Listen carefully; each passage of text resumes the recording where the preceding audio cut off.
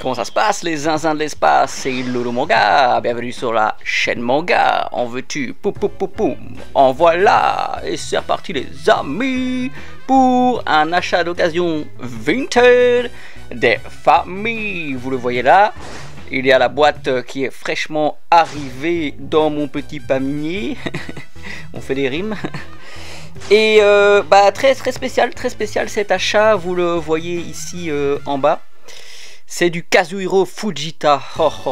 Ça c'est un auteur qui a quand même une certaine visibilité ces dernières années, notamment grâce à Meian, avec la Perfect édition de Karakuri Circus, dont je n'ai cessé de parler. Il y a un avis manga aussi qui est sorti sur la chaîne ou qui va sortir, je ne sais plus précisément. Allez le voir d'ailleurs parce que c'est très intéressant. Et c'est un petit peu, la Fujita Mania parce que Kiyun a ressorti aussi certains mangas de Fujita. Et puis je me suis intéressé, bon non pas forcément au full set, mais je me suis intéressé aux autres œuvres dont disposait l'auteur, hein, les autres œuvres qu'il a créées. Et donc c'est vrai qu'il y a Mangetsu qui ressort aussi un manga de Kazuhiro Fujita. Et donc moi, un manga qui m'intéressait vraiment de lui, qui dispose d'une très bonne note aussi des lecteurs, c'est Moonlight Act. Et donc vous le voyez ici dans sa boîte, je vais vous montrer les tomes. Moonlight Act, c'est un manga qui est sorti au Japon, en tout cas en 2008.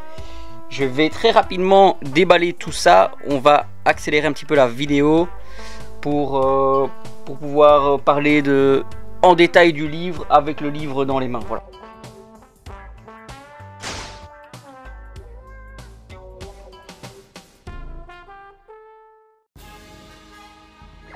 Et voilà les amigos, regardez-moi ça, Moonlight Act, tome 1. C'est une série qui dispose de 29 tomes, série finie. Et donc complétée, ajoutée à mon manga collect. Bien sûr, c'est comme ça que ça se passe. Et écoutez, oui, donc sorti en 2008 au Japon, 2010 chez nous pour ce premier tome. Le tome 29, ça s'est fini en 2021, donc c'est pas il y a tant de temps que ça, mais quelques années passent, et quand une série met comme ça tellement de temps à sortir, parce que honnêtement en 2010-2021 c'est 11 ans, hein, c'est 11 ans pour 29 tomes, fallait quand même s'accrocher, fallait quand même vraiment aimer Kazuhiro Fujita à l'époque pour suivre ça sur 11 ans. Bon, certains l'ont fait, sinon j'aurais pas ce bel intégral dans les mains. Mais oui, c'est un manga qui actuellement cote énormément sur internet. Si vous voulez certains tomes à la pièce, vous pouvez vous apprêter à faire un prêt sur plusieurs années. Donc oui, j'ai eu vraiment beaucoup de chance de trouver cette intégrale. Je vais pas dire à un bon prix, non, c'est un prix excessif, mais j'ai tout simplement eu la chance de trouver cette intégrale, parce que actuellement, les amigos, allez sur la chasse aux livres, faites une fois une petite recherche pour trouver un intégral de Moonlight Act, vous le trouverez pas. Et oui, c'est du Kaze Shonen, hein. Je regarde ici un petit peu sur le côté en même temps. Je vais vous lire le résumé, hein. Une fois toutes les 10 et quelques années, un clair de lune bleue vient éclairer de sa pâleur la surface de notre terre. C'est joli tout ça. Le monde des contes que lisent les petits-enfants se retrouve alors sans dessus dessous. C'est pourquoi les anciens se sont réunis et ont choisi d'édicter une loi. Une seule afin de rétablir l'ordre dans leur univers. Cette loi, ils l'ont nommée Moonlight Act. Mais l'équipe menée par le jeune rebelle Gekolwasaki est là pour faire respecter cette loi. Alors c'est un synopsis à première vue qui est très étrange. Hein. Moi en tout cas, un synopsis qui m'intrigue. On est sur des dessins, de toute façon je vous montre des belles planches hein, pendant que je suis en train de discuter. On est sur des dessins, oui, à la hauteur clairement de Karakuri Circus. J'ai clairement une vibe Karakuri Circus quand je lis un petit peu les pages de Moonlight Act. C'est ce qui m'a aussi conforté dans mon achat, même si il était fort onéreux. Je dirais pas le prix. Franchement, d'habitude, je vous dis les prix. Là, je vous dirai pas le prix parce que c'est indécent. Voilà, c'est indécent.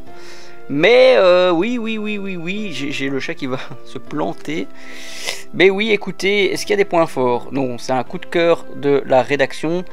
On est sur Manga News bien sûr, ou comment revisiter les contes du monde entier de manière complètement déjantée. Fujita est de retour avec sa dernière série en date, autrement dit le shonen de l'année. Donc écoutez les amis, ou bien il va y avoir une réédition, et c'est tant mieux, c'est pas parce que moi j'ai payé cette première édition hors de prix que je vais pester s'il y a une nouvelle édition qui sort. Je le souhaite, je veux que tout le monde découvre cette œuvre de Kazuhiro Fujita. Je pense que je vais de nouveau avoir un très gros coup de cœur pour cette œuvre là, parce que Karakuri Circus pour moi c'est waouh, c'est tout en haut hein, les gars. Franchement faites l'effort de le lire, je sais il y a beaucoup de tomes mais il y a beaucoup à lire et c'est pas non plus des plus simples comme lecture hein, voilà, c'est pas juste bêtement de la baston. Mais je pense que Moonlight Act a vraiment aussi le potentiel. Regardez-moi cette belle édition en plus, avec un petit truc vernis brillant comme ça, j'aime beaucoup. Ce manga pour moi il a le potentiel d'être au top du top. On va une fois voir, j'étais sur l'autre page, un petit peu, oui, les commentaires des lecteurs, ouais, parce qu'il n'y a pas les points forts de la série. On va voir un petit peu les commentaires de certains lecteurs. 19 sur 20, manga fantastique malgré le dessin parfois très surprenant, magnifique jusqu'à la fin. Bah moi je trouve ça quand même positif de dire que le dessin est parfois surprenant. C'est souvent de nos jours on se retrouve avec des mangas qui sont un peu tous dessinés de la même manière, comme ça, sur les tablettes. Il n'y a pas trop la patte des auteurs, il n'y a pas trop, bah oui, de singularité. Ici on est donc sur un manga qui va surprendre, qui va être quand même très spécial au niveau de son design, au niveau de son scénario. C'est très bien. 19 sur 20, c'est une très bonne note. On a quelqu'un d'autre qui met 20 sur 20. L'univers et l'ambiance de cet auteur m'a toujours paru familier, malgré qu'auparavant, jusqu'en 2015, je ne connaissais pas les travaux de Fujita. Depuis que j'ai découvert Moonlight Act, la magie s'est emparée de moi et l'inspiration a été insufflée en mon sang. Rien à dire, j'aime suivre les aventures de Gekko, Enkibu et Hachi Kazuki. Alors, c'est bien Gekko en abrégé parce que son nom complet, il est imprononçable. Mais franchement, waouh, franchement, que d'éloges. Je vois que ça s'adresse quand même à un public un petit peu plus pas réfléchi, mais un petit peu plus élitiste du manga, un petit peu plus intellectuel du manga. On a ici un autre commentaire qui dit l'univers et l'ambiance. Ah non, ouais, non. Ah, il a mis deux fois le même commentaire, le mec. Donc, alors, un autre, 19 sur 20. Super bon manga. Extra pour ceux qui aiment les contes de notre enfance. Une fois passé outre le style spécial du dessin, on se plonge dans une histoire merveilleuse. Je sais pas pourquoi les gens ont l'art de dire que le style du dessin est spécial.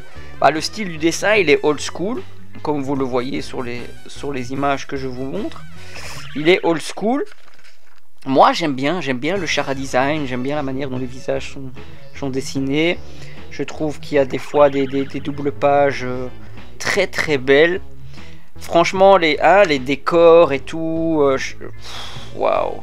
Il arrive vraiment à mettre un dynamisme, hein, Fujita, dans, bon, je sais pas, oui, dans les actions qui sont décrites, dans la mise en page. Non, j'aime bien les cases, hein. J'aime bien un petit peu la disposition. Non, j'aime beaucoup. Je suis étonné par la qualité de cette édition de Kazé. franchement, avec du vernissage un peu partout, au toucher, voilà, c'est très intéressant, c'est très interactif. Non, je vous le conseille les amigos. Ça va être compliqué, hein, je vous le conseille. Honnêtement, vous le trouverez pas, hein, je suis désolé pour ça, hein. Mais ce que je vous conseille de faire, c'est de nous réclamer absolument une réédition, quoi. Ce serait bien qu'on s'y mette tous ensemble. Le problème, c'est Crunchyflop, hein. Crunchyroll, franchement, ils nous rééditent des mangas qui sont déjà disponibles, qui sont déjà sortis.